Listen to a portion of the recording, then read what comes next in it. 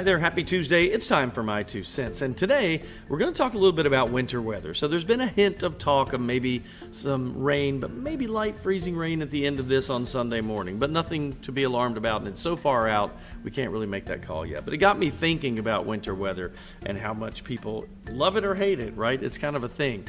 Well, I was reading an article on Environmental Defense Fund, and they were talking about, a warmer planet. That leads to more moisture in the atmosphere. Now, that means all the air that we're breathing has these little particles of moisture in it. But if it's warmer, even throughout the year, then more of that moisture is in the atmosphere. So what ends up happening is we may not go below freezing as frequently if that's the case, but when it does, we get bigger snowstorms.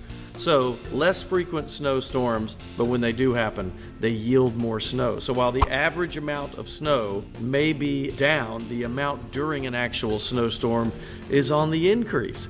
That's good and bad. If you're like me, a good Carolina snowstorm is 4 or 5 inches, and within a day or two, it's completely gone, and we're back up to 50, 55 degrees again. There was a stat that was interesting. They said if 40% of U.S. counties have had the highest 2-day snow totals in their history, and all that's been just since 1980.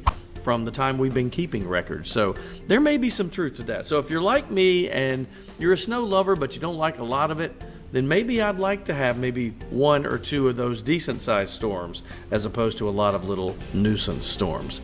Take your pick. There are going to be people on both sides of this argument in North Carolina forever.